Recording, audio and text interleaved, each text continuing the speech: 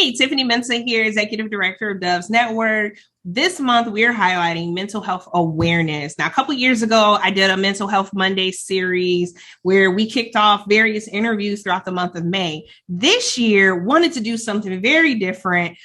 We have an intern, Alana Mensah, who has been help advocating on the youth development aspect when it comes to mental health. And so, Alana, do you want to tell them about what they're about to tune into?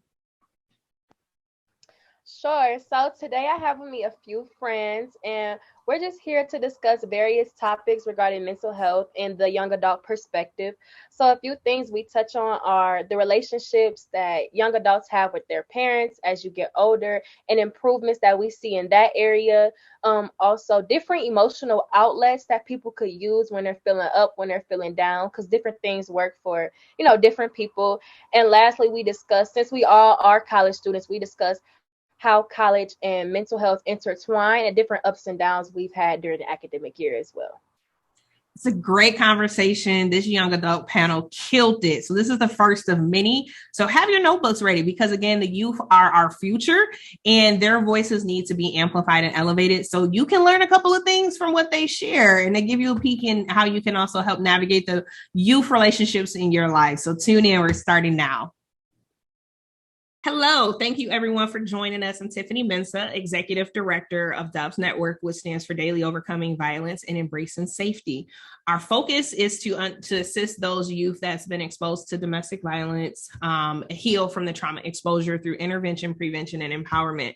May is Mental Health Awareness Month, and one of our interns that has been with us this semester and will be with us coming in future semesters is Alana Mensah. And so one of the things that we wanted to do is take space and make some space to talk about mental health and how it impacts young adults and our youth. And so today is just a conversation that you're going to be a part of listening in on that we're going to have. And so I wanted to pull up real quick. Well, not pull up, introduce Alana. So she's our youth development intern. And so her role is really focused in on the foundational building of healing the youth that's been impacted by domestic and sexual violence. And so this past semester, Alana has been learning about that trauma impact while also contributing to how our healing pathways impact the youth's social, emotional, and cognitive health through our trauma-informed approach.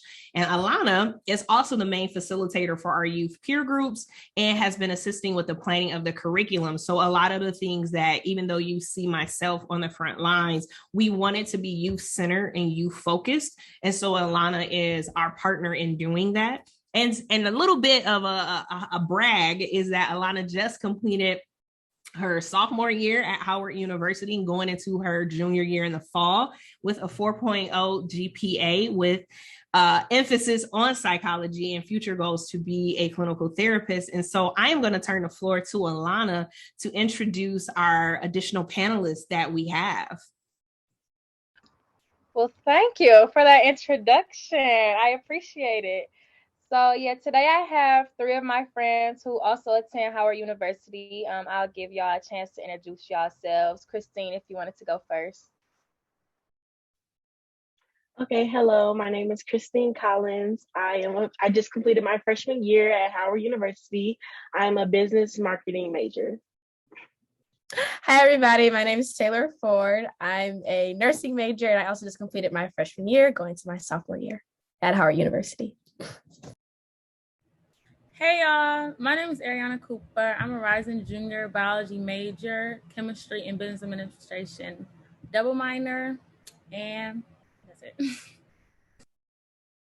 it. HU is definitely strong on the panel today. Super excited. One of the reasons why this is important is because in youth mental health, it's been talked about for many years about, the challenges with behavior, kids feeling stressed out, showing signs struggling with their mental health.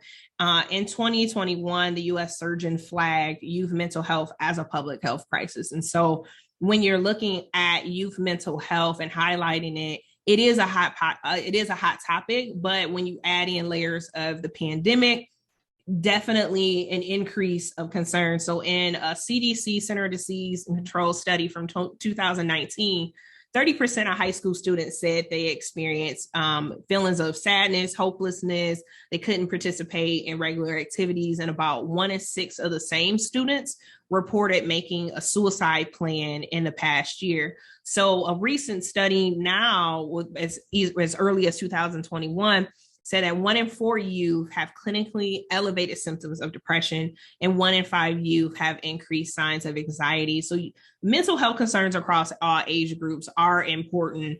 And one of the things that I've talked about and highlighted is that when I was growing up in the early 90s, and even when I graduated high school, there wasn't much emphasis on it.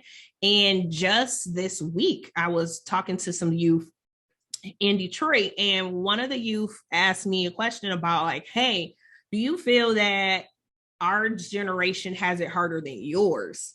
And I actually was like, yes, I do. And it turned into a conversation where he felt like, you know, his parents and other adult educators was like, our generation was much harder. Y'all got it easy. But the conversation that sparked from there, you know, he mentioned with the pressure to perform and how feelings are being invalidated, like their feelings aren't valid when it comes to talking to adults. And so I just want to open a conversation up of like your experiences. What have your experiences been with mental health? Because we want to hear from you what you guys feel. I definitely think with our generation, it's a lot of pressure just to do everything right. Especially when it comes to college students. I know a lot of students on campus feel like if they don't get all A's and B's, they're like a failure, or if they don't do every single thing right academically, or just do everything right in general with the new independence that they have on campus, they feel like they're just a failure. Like I feel we don't have a lot of room to make mistakes, or unless that's the pressure that's put on us. So yeah. I can add on to that for experience about academic challenges and affecting my mental health, because when you're growing up, if you're used to getting A's and B's all the time, and you may go to college and you might have a class and you get like a D or an F. So that happened to me in my chemistry class, and it affected me so bad. Like I was depressed. I thought that me being a nurse or going into nursing field, it wasn't going to be right. It was so challenging. I talked to my friends, my mom, like I thought I was a failure because like you said, it's so much pressure. If you don't do this right, this is going to go wrong. Then your career just over. And I'm a freshman, like I just started. So I shouldn't even feel that way, because I'm pretty sure I'm not the first person to ever make a mistake or get a C in a class or a D in a class. So it definitely affected me, and I can relate. I relate to what Taylor said because I was a biology major, and chemistry really took me out. It had me contemplating changing my major, but I actually ended up changing my major. But it was like also what Taylor said, I've been like an all A, all B student my whole life. So coming into this school and I'm having a hard time in the class, I'm like, I've never experienced this before. It really took a bad effect on my mental health, and it was like really no support, because it's like my parents are like, it'll be fine, it'll be this, but also they put all this pressure on me my whole life to be this person. And now that I'm not exactly meeting where they wanted me to, or where they saw that I would be, it just really affected me in a negative way. Yeah, I want to say, coming from an inner city school, like I think I don't know if a lot of people relate to this, but I feel like my teachers at my school and my parents, like I was really my grades and stuff was really, really good, and they would praise me. So when I came to Howard, it humbled me in a way that I was not ready for. Like I was definitely depressed my whole first semester, freshman year, and we were online. So everybody was like, it should be easier. Like you're online, you don't even have to go. It was not, and I was definitely depressed and going through it. Now I didn't want to tell my parents that I was getting bad grades, because it was like, this is not me. I was like, it's just gonna fix itself. It did not. And it really took me, I had to talk to a counselor and everything. I was really going through it my freshman year, because I thought I thought I was all that. And I went there and I was like, girl, you gotta study now. I did not have to study in high school. I got to college, I had to open up books. I was not ready for that. Thank you for And just, sharing. I wanted to, oh, I'm sorry. Go ahead. No, but I just wanted to add on, like, outside of the classroom too. Like, I know I was on the phone with you one day, and I was like freaking out, Auntie Tiff, because I didn't have any credit. I have to find an apartment. I'm talking about I need an internship. I need a job. Like, it was just so much. I felt like I had to do all at once, and like, I don't know if I put the pressure on myself or like if I put it on myself because society just makes me feel like I have to have my life together at 19 years old. Like, I just feel like I should have my whole life together and planned out, and that's really not even realistic. Like, I'm 19. But like, yeah, I'd be freaking out if I don't have every single thing in order and planned out perfectly. If that's literally not how life works. So yeah, just on the outside of the classroom too, I just be stressed out because of the pressure. So I think social media has a big role. Oh, I'm sorry. No, I'm sorry. I think social media has a big role in that too, because we see everybody posting their accomplishments, everybody posting what they've done. It's people driving crazy cars at 20, got all this money everywhere. And it's just like, dang, I want that to be me. But like you said, we're 19, 20 years old and everybody's path is different. So it's not like we're comparing ourselves, but we're trying to be in the same lane as somebody who's like kind of ahead, or probably not even ahead. It's just social media. So I always like to keep in mind social media is not real. Everybody's like not struggling, but nobody's posting their failures. Everybody is posting their achievement. Nobody's posting the real thing that's going on behind closed doors, and that is a problem in our society and generation. It feels like there is also like this theme between all of your stories of the transition from high school into college. So, what would you say? Do you feel that you were given tools really to support you in high school to help prepare you for this transition in college? Or was it like we weren't prepared at all? And this was kind of part of what helped, like, fueled some of the things that you started seeing with your mental health in college? So me personally, I feel like my high school did prepare me for college, but honestly, it's no way to truly prepare because especially going to a school like Howard, that's very like the one of the best HBCUs, top schools, everyone there is doing something big, everyone has a 4.0, everyone's doing this, but like my friends at other schools that went to the same high school as me, they're not feeling that pressure. They're fine with like just having, which is fine with like having C's and B's and stuff like that. So I wouldn't say that it's high school. It's kind of just like how you prepare once you get there, really, like, and when you see how it works, because like my freshman year was a little bit challenging, but now I know going into my sophomore year how I can adjust. So it wasn't really my high school experience. It just takes experience. I would say academically, like my high school prepared me, but that was really it. Like, it was really just the coursework that prepared me for the coursework in college. But like, when you go, especially if you live on campus, it's way more than just the coursework. It's being away from your family. It's being in a new area, not being familiar with the area. Like, and like my like fall semester, because that was my first semester on campus. Like, I feel like that was the worst my mental health had ever been. I was just unhappy. Like, I wasn't really having fun. I missed my mom. I just missed being at home. I didn't like the new area. Plus, on top of that, school was stressing me out. So, like, even if you do go to a good high school that does prepare you academically, I feel like nothing will prepare you for, like I said, being away from your family and being in an unfamiliar area for the first time. Yeah, being I was gonna say, yeah, I was not ready to be homesick. My senior year, I had my own apartment, so I was living by myself, and I would go to mama's house probably once a week. As soon as I got to school, like 2 weeks in, I was missing mama every day. I was calling her to talk on the phone for like 3 hours, and I was not ready for that. I was like, "What, girl? You don't do this at home." But it's just like you always know they there when you 5 miles away, but when you 800 miles away, you like, "Mom, where are you?" I think my high school prepared me academically, but not for the real world. I have never been like sad and stuff in high school before, But I think quarantine is what started everything. Quarantine is definitely what started everything. And then going into college, it was just different.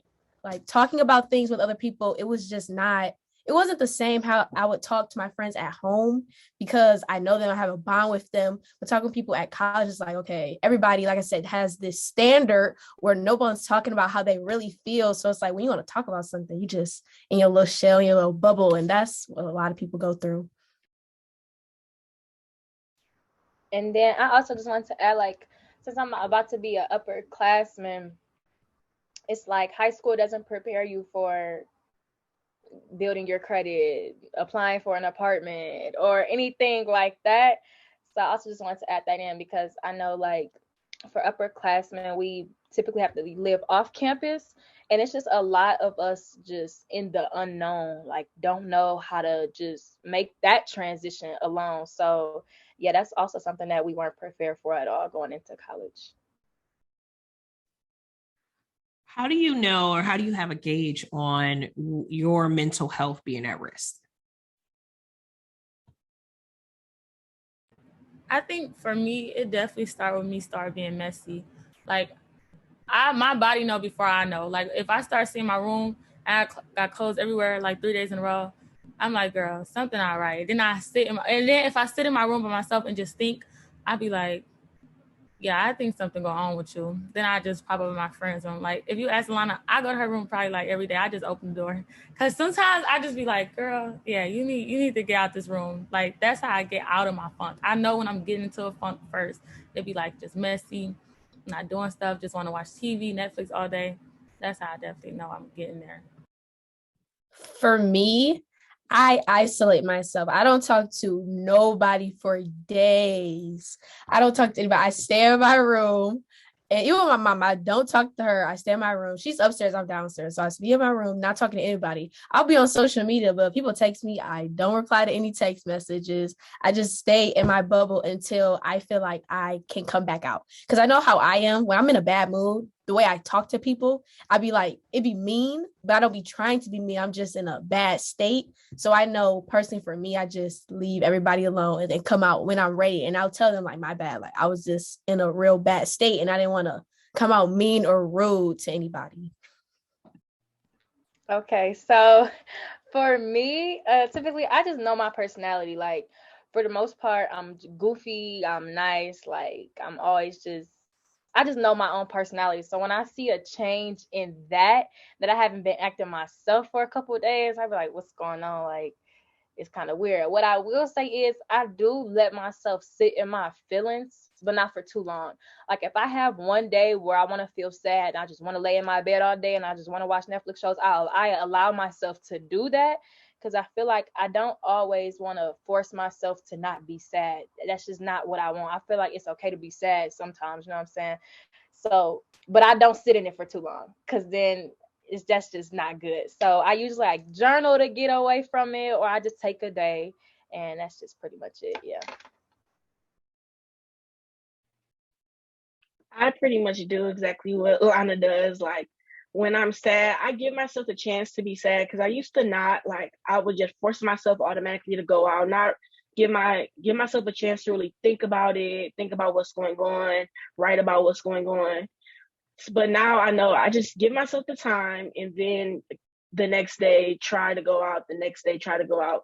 But I really know when I'm not talking. Like me and my roommate, we were close before we became roommates. And I'm a talkative person. I wake up, I'm like, good morning, let's talk, let's do this. But I know like when I'm not feeling like doing that, I know something is off. That was gonna be my next question is how do you get out? Like I'm in this place. So you two kind of Alana and Christine had touched on it a little bit, but it's like, do you have a gauge on like this is how I can get myself out safely? But do you also know like I need help or I know when I hit this level, I need to contact like a safe friend or my parent to be able to do that?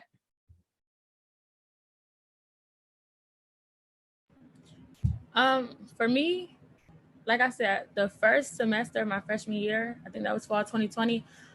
that was the first time I feel like I've ever been depressed or like went through something that I felt so alone. I was so sad and crying every day. And it took me going through that to finally call. I was calling my auntie like every day. And then I came and stayed with her for like 2 weeks because I was really going through it. So, and then she has a counselor. So I started talking to him for like a month. And that's when I got through that. But now, and then he gave me techniques. Now I know me, like like I said, when I start seeing my room messy and stuff, that's when I go, okay, let me just go with my friends. That's like my first level. Like I'm like, I can just hang with my friends. If I'm still sad with that, then I get to write in my journal. I just write everything that's wrong and then write a way to fix it. And then that's like level 2. Level 3, if I'm just back depressed, I think I'm just gonna call a doctor again because that's the only way I think I could. Or like I said, it's levels. I haven't never got back to level 3, so I feel like he was really good for me. So I feel like he could be good. That's it. For me, I'm not really a journal type of person writing down my feelings. So for me to get out of my funk, music is my therapy. I know a lot of people say that, but when I say songs really help me because I don't know how to put my feelings into words. So when I listen to music and I listen to how they're putting their feelings where and I might can relate to it, it's like, okay, I'm not the only person feeling like this. Somebody else just wrote a whole song about it so we can relate. And it's just, that's how I get myself out of my funk. Or I'll contact my best friend who we go through stuff together, or my cousin. We all have this little, used to have this little group, and then we all speak to each other. We all vent about stuff. It's like, okay, we all know we're not just perfect. Everybody's going through stuff. So each one, let's check in more. So that's how I get out mine. Just music and contacting them too. Yeah, I wanted to elaborate on mine. And I like how Ariana put it into levels because I feel like I work that same way too. Like the things I do to get out of my funk or whatever, since we're calling it that, is it just depends on how deep the situation is. I feel like, so if it's not that deep, right, I might listen to a song, I might listen to Mariah the Scientist, Summer Walker, and after I have a music session, I'm good.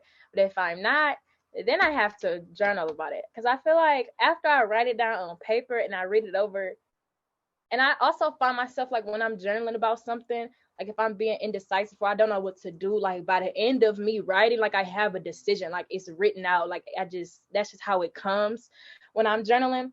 So I would do that next. But then if I'm still not feeling it, I call my mom. Like it was I think it was fall semester. It was fall semester. And I had a calc exam the next day and it was nighttime and I was studying and then like I just started crying out of nowhere. And I thought it was because like I was stressed out for the exam the next day, but then when I got on the phone with her, I just kept talking about like my old relationship. So it wasn't even about the exam. It was like just some other stuff in the back of my head, and it was all just clouding me and just like messing with my mental. So I had to call my mom, but it's never like every time I talk to her at the end, like I always have clarity. I always feel better. So it's never been a time where I didn't talk to her and it was like I was still kind of messed up about something. So how I get out is like, because like I said, I like more so isolate myself. So when I'm not really a music person, but I do like to journal. So like what Lana said, I write it down and by the end of it, I like to get to a resolution. But also I just like to talk. Like my friends, I made friends with the girls that live across the hall from me. So it'll be like an everyday thing. I'll just go over there and just talk to them, whether it was about the situation or not. Just kind of talking, like getting my mind off of it, it really just helps me. And also just getting some fresh air sometimes, like just go on walks and stuff like that really helps me get out of my funk, just being in nature. Okay, awesome. Now, I gotta ask, relationships. Where have you seen? Yep.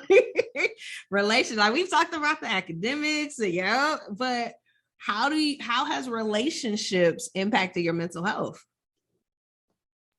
Are good, bad, and different? Can we do any type of relationship? Doesn't even have to any type. Correct. Of yep. Okay. For me, for me, when it comes to relationship, I'm so big on friendship, and just being a friend is everything to me. So, like I said, during quarantine, that's when it was really bad. I had a friend, my old best friend. I have two. My one best friend who I've been to, and then my old best friend who I've had since kindergarten. We've been like this. But when you start getting older, you start realizing traits that you don't like about someone, or that you just overlooked. And as you're older, you're like, oh, I don't really like that about them. So it's just different. And during quarantine, I really express my emotion, which again, I'm not used to doing. I'm used to bottling things up. So when I expressed my emotions and didn't really understand where I was coming from, it was just like, so I lost my best friend. So that made me really sad. And I was depressed because I'm like, that's who I do everything with. All of our friends we have are the same. So then somebody else we were friends with, they stopped speaking to me. So it all just made me real feel back. Again, I'm so big on friendships and friends. So I was just feeling bad, but I got out of it. We're cool now. We talked about everything. And then when it comes to relationship as in partners, they can just really, your mental health can go downhill.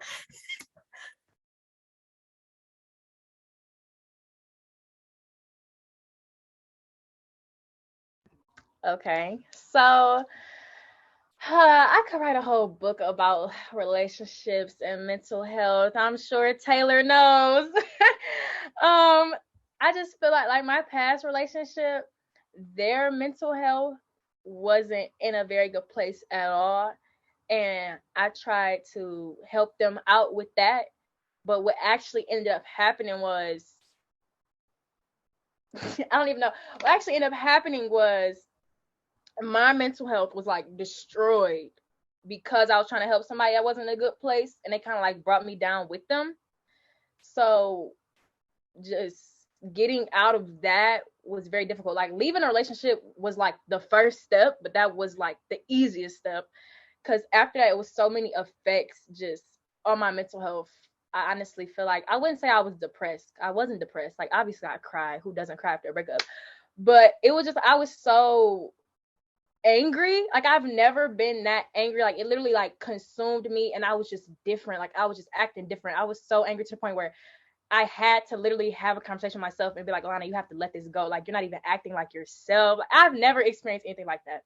All of that to say, if you're angry, you have to let it go. It's not healthy. I understand what people mean when they say that now, because at first I'll just be like, you can be mad. It's not going to do anything to you. You're good. No. I never understood why people said you have to forgive somebody for yourself. I never understood that statement until recently. So all that to say, who you're close with, not even relationship wise, even friendship, who you're close with, the transfer of energy is real, and it can really bring you down or bring you up. So yeah. What does letting it go look like? What did that look like for you? Someone may be like, what, I let it go, I still don't feel nothing different. What does letting it go look like? What did it look like for you? It was a long process. It took about a year, and it was a lot of, not to sound weird, but it was a lot of just literally talking to myself, or just literally having conversations. I would say stuff that I wanted to say during a relationship that I never did. I would say stuff because of how I was feeling after the fact. I would write stuff down.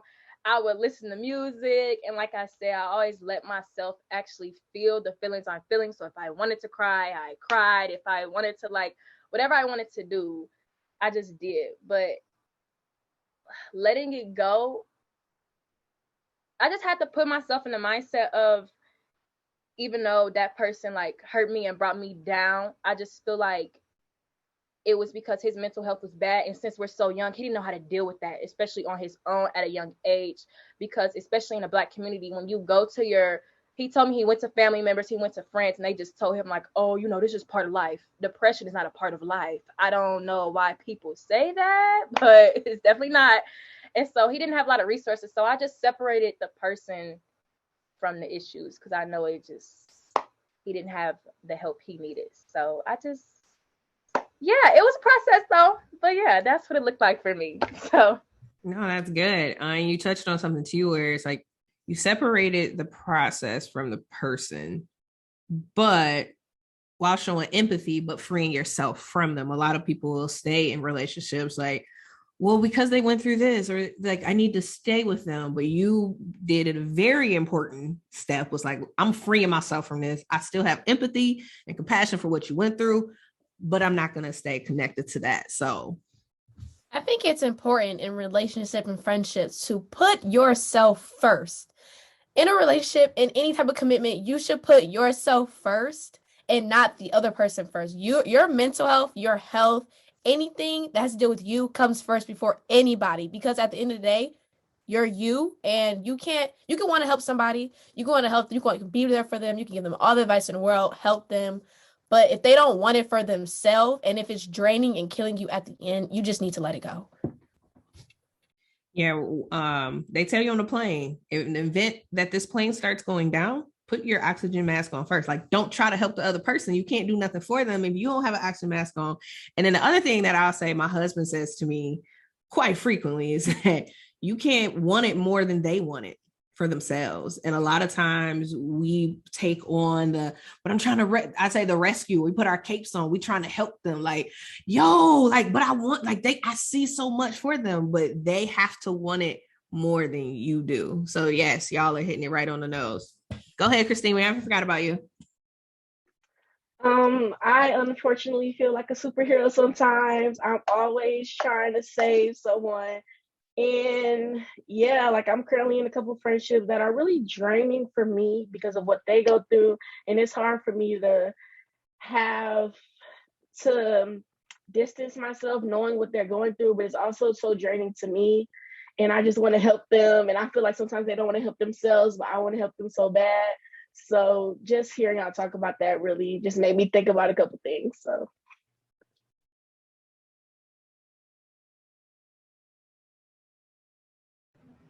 Well, my boyfriend's been horrible, so it's like, no, I I'm gonna just say the two very important things, and I think Alana said them both. Was one, I feel like I struggle with feeling for somebody and being empathetic and being like, but if you leave them, it's gonna make it worse. Like, yeah, you have to put yourself first. Like, it like you have to, like you said, you have to be good yourself to even try to help somebody. So trying to help somebody who just hurting you because they hurt, that's never, no. You have to go leave, girl. Leave him. And you know what? I can't. Yeah, just leave him and get yourself together. And once you get yourself together, forgive somebody for yourself too, because I was holding on to so much hurt from this one person for too long, and it was changing my own character. Like I just wasn't myself. I was just rude and doing a lot of uncalled for stuff, and when you don't forgive somebody, it's like that person is still with you. They still bring you down because that's not true. Somebody getting you out of your character is still hurting you, even if you don't talk to him no more. So definitely be empathetic, but put yourself first and forgive for yourself. Like it's not for them. It's really for you. Like once you forgive somebody, it's like a whole weight is lifted off your chest. Like so much better energy, positive energy only. Like, yeah. I just want to say one last thing. Like from my experience, I feel like if it's a bad situation, what I feel like women in general typically like to do is focus on the tiny good things that their partner do. When it's like, okay, yeah, he bought you lunch and he brought you flowers, but does the good stuff even equal up to the bad stuff? You know what I'm saying? Like sometimes the bad things are way bigger than these tiny little good things that we try to focus on. And we focus on the good things because we're trying to justify why we're staying when really we know we should just leave. So yeah. I felt that it's a lot. I know for me, a lot of times I've definitely looked at pros and the cons was way more. And I knew it was way more, but I still stayed in a situation that I knew wasn't good for me mentally. I feel as if, like you said, a lot of women do this, and we just all need to break the cycle. It's a cycle that goes on and has been going on and it's still going on, but it needs to be broken. A lot of people need to have a conversation with their partner if it's even meant to have. And if that person is not understanding and trying to be a narcissist, because it's a lot of men that are narcissists that don't even realize it and just keep going and doing the same thing to us women and females. And it's just not okay at all, because so many people are going through these situations and it's messing them up mentally, emotionally, and sometimes even physically, depending on how bad it really is. Definitely hitting on some important points, and it definitely goes to one, like you're saying, having a conversation, the awareness of it. And a lot of times dysfunction is just normalized, like, oh, that's the part of it, like we think that's what love is supposed to be. Like, is it really love if it doesn't have those things? It is love if it doesn't have those things, because love shouldn't have those things. Love shouldn't hurt on any type of the spectrum. That's where I get on my soapbox, because I'm passionate about that. But that's one of the things that when I was growing up, like, and when I was in high school, I grew up in a home that had domestic violence, so I saw that model. But then coming into high school, and then you seeing relationships and guys gaslighting you, and you thinking it's really you that has the issue, and trying to control, like, oh, well, he's controlling because he loves. Like, oh, okay, well, I see my dad like this, so that means like he's doing it too. Okay, I mean, with me, he just really love me. No, then you start taking on those traits too, because now you want to get violent with other chicks to do this. It's like a whole spectrum that continues to go down the line that's not healthy, right? And like you said, straight out, we have to break the cycle, and we have to drive awareness that this isn't normal, that love should not hurt. It doesn't have to hurt. And the sooner we know the signs and get educated to it as well, we can pull ourselves out of it to say no. And then you can push past even the deeper conversations besides, like, yeah, you cute. Like, let's start talking about mental health. Talk about some dating questions. Let's start off back about mental health and like where you are with your mental health. Like, what have you seen? Like, it's not uncommon to even talk about now, like, what's happening in your household, because that can give you tips further on of like, okay, how are you healing from that? How are you processing of that, so that you can even engage? Like, maybe I just need to be a friend to this person. Sometimes we date our assignments. We were just supposed to be a friend, and then we started booing them up. All right, I'm gonna jump off. This y'all, but I just had to add on to it. That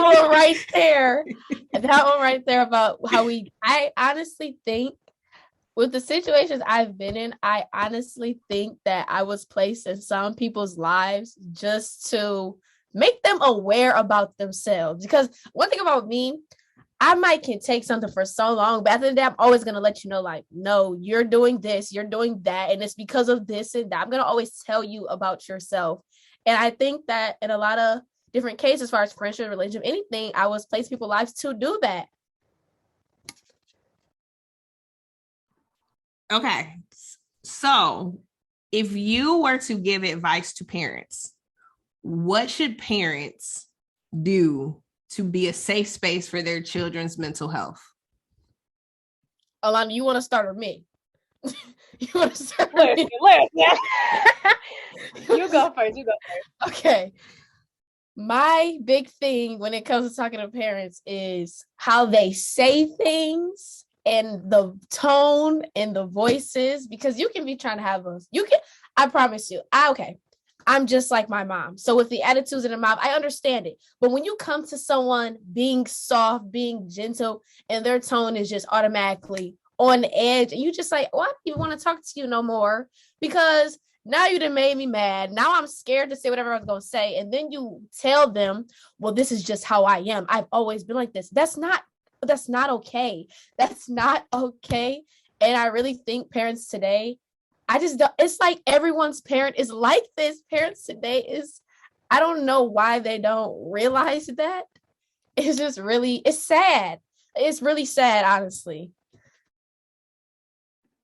Okay, now I'm about to jump out of my seat, because yes, it's just like I feel like, let me get my words together. Okay, in general, me and mom are really close. Like we have a good relationship. And she raised me on like, oh, if you're feeling some type of way, come talk to me, come talk to me, come talk to me. Like I know she wants to have that safe space, a safe environment.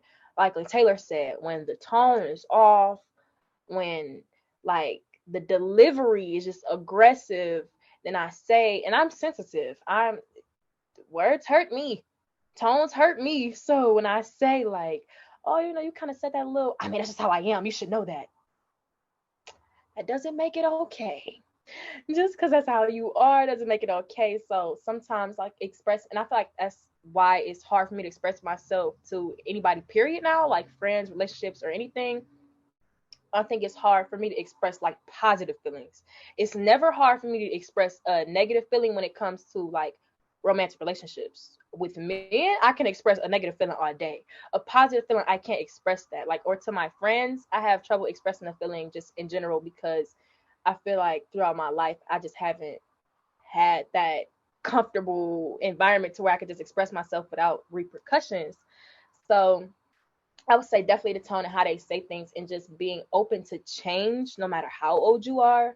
Like just because you've been away, stuck in your ways for a long time doesn't mean that that's how you should stay. You know what I'm saying? Like it's always room for change and improvement, especially if you hear it coming from your child, you know what I'm saying? I also think another thing parents could be cautious of is just support. Like the reason I want to be a therapist is because throughout high school and like the age we are now, young adults, I just like you touched on in the beginning, I just feel like we're overlooked, or like sometimes when we do express how we feel, it's, oh, you're being dramatic, oh, you're a teenager, oh, you don't deal with real life stuff, you don't pay bills. And that's not even valid. Like we have real feelings, we actually go through things, which is why you see all these young people committing suicide. Like if we didn't go through real things, why would everybody, not everybody, but why would a lot of kids be taking their life? So I feel like just paying attention, actually like supporting your kids. I feel like Taylor and Lana really said what needs to be said, but I just want to put an emphasis on tone because it's like sometimes even when I'm just trying to have a conversation with my parents, the tone is just off, and I'm like, oh, okay, I already see. So I'm just done talking. So I just feel like tone is extremely important, and just give your child the opportunity to sometimes, like, I feel like parents, especially Black parents, a lot say that they're not your friend. Sometimes it's okay to be your child's friend. Like, you can also be a parent and be a friend, because I feel like with friends, like, you can be more open with. So if you just create that more open relationship with your child, it will work. They will be more open with you, and it could like help stuff out in the long run. Like what Lana was saying, a lot of people have these feelings of suicide and stuff like this because they don't know how to express it sometimes, and when they do, people don't take it as seriously. So just like let your child be open with you and actually listen and believe what they're telling you. And I just want to add, I feel like some things me and mom go through is that because she's already lived through these experiences, to her, it's not a big deal. Like she like, oh, bigger problems come. Like this is little on the grand screen. But she don't realize like right now, this is the biggest thing I've ever been through. Like this is like when it comes to a breakup and she's like, Ariana, like there'll be other boys and it's not a big of a deal. But like to me, no, I'm heartbroken. I don't, this is the biggest thing I've ever went through. This is hurting me now. Like, but she be like, girl, it's little. And I'm like, it's not little. Like, it's big. So I feel like because they already went through it and they see like, yeah, looking back, you're going to be looking at this like, it wasn't all that. But right now it's all that. And you need to look at it like it's all that. And I'm hurt. I think that's something me and mama definitely go through. I want to add that with parents, like you said, a lot of parents want you to come, like you should talk to me, all this other stuff. But it's a fear because I don't want to talk to nobody who just about to sit here and yell at me or belittle my feelings. Like you say, Rihanna, like it's little, it's not little to me. To me, I want to come to you. And then you be like, you tell your parent, well, this is why I don't talk to you. Then they'll be like, okay, well, don't talk to me then. It's just like, what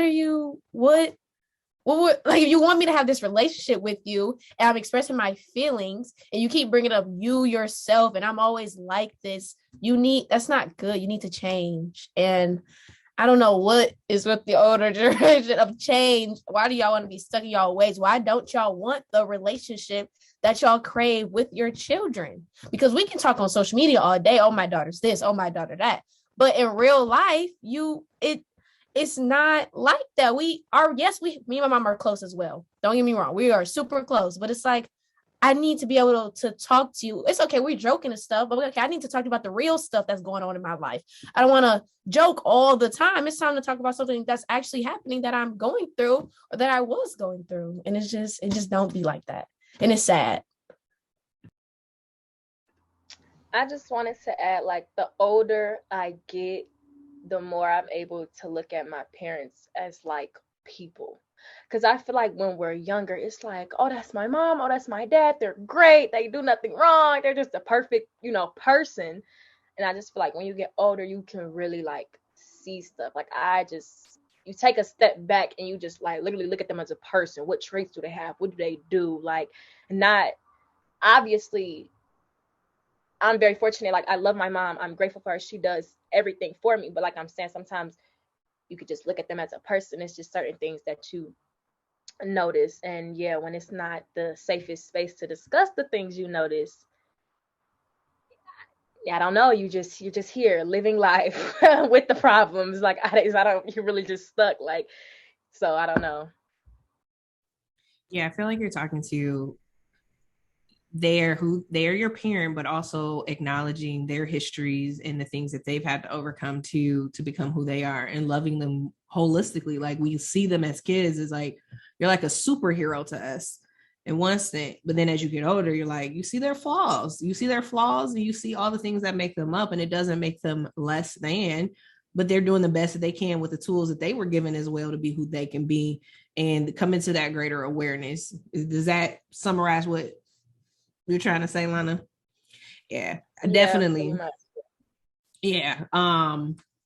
Again, y'all just found out Alana knew, but you all knew how to like my background, but it was one of those where, growing up in an abusive household, like I was a daddy's girl. Like, I loved my daddy. Like, daddy could do nothing wrong. But then when you start seeing daddy does a lot wrong. Oh, but those two things can be true. He can have his issues, but also still be like a great parent in this space. But I can't come to you in these areas because this is a conflict of really of all the things. And so that doesn't take away my love for you, but it's just an awareness of who that is. And it's like, as I've gotten older, my father just passed away in November. And it's one of those things where, though my purpose in life is to shine awareness to the environment I grew up in, I still show that grace of, I still loved him for who he was outside of the flaws that he had. And I was able to also get through my healing, understand my father became this person because of what he saw in his household growing up that was normalized. And he never got the tools to prioritize healing ever. Like, he went to the grave with how he grew up in those bad qualities. You know what I'm saying? So it's that compassion of how I was able to still, and even in death, still love my father by being cognizant of the two things can be true. You did horrible things, but you still have great qualities as a person. And you tried to love me and loved me the best way you knew how and you could with what you had. So great conversation, y'all. Thank you for taking the time out to share your stories, to be transparent, and also give tips. What would you say as just some parting words to like a youth that may be listening to this, that's like, I don't have a tribe. Y'all, it seems like y'all bounce off each other. Like, I don't have no friend to go to. My parents aren't a safe space. But I'm dealing with academically struggles, a transition, I'm having relationships. What would you say to encourage the youth that may be watching this and just need that support? Well, as a future therapist, of course, I promote therapy. A lot of people are against it and they tend to say like, oh, I don't want to talk about a stranger about my stuff, but sometimes that's the best way to go about it, because a stranger, they have no bias, it's no judgment, and that's literally their job is to sit here, listen to you, and be an emotional outlet for you. They don't really tell you what to do. They don't really tell you what decisions you should make. They just guide your emotions, because sometimes when you're in it, your judgment is clouded, so they just clear the path for you. So I'll definitely say therapy is a good option. Or maybe it doesn't even have to be like a licensed therapist, maybe just like not a stranger, but someone who's just not super familiar with the situation you could just talk to, because like if they're biased, and it typically won't be good. I would definitely try journaling as well, because that works for me. But yeah, those are the main two I would definitely advocate for.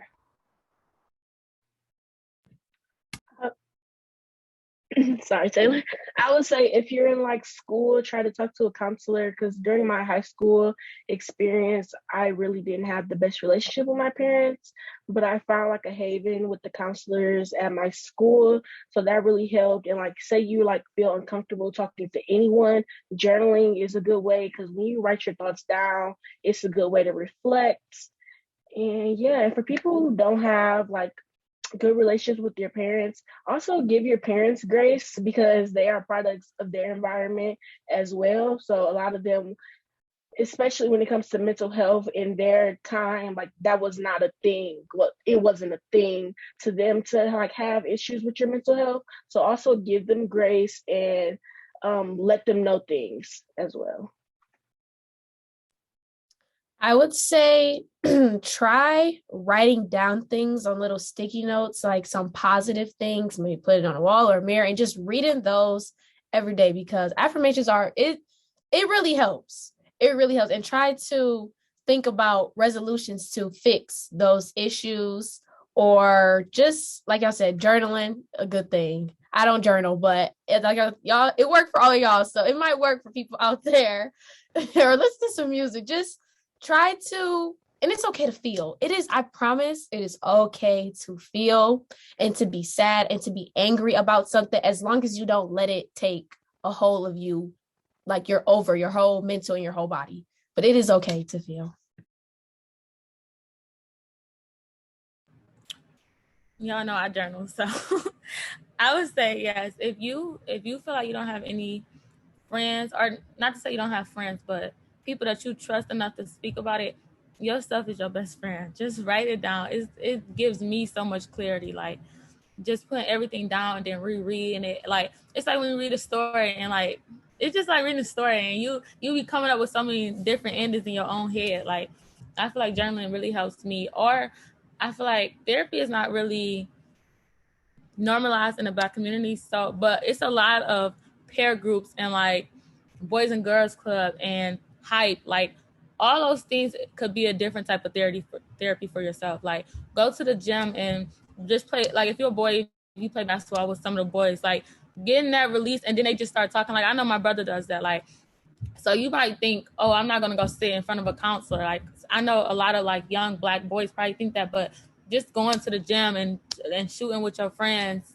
rather than sitting at home and being in a funk, that could be a type of therapy for yourself. Like, I know that. So that's it.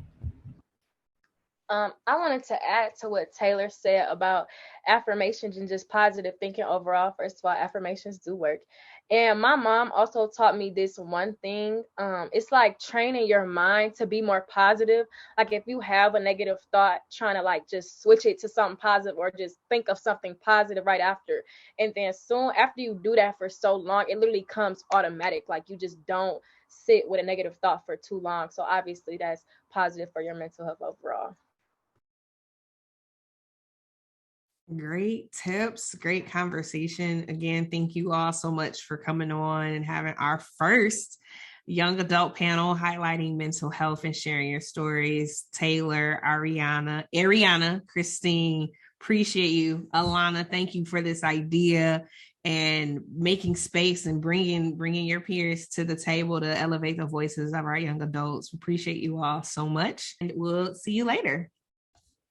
Thank you. Thank you. Thank you. Thank you.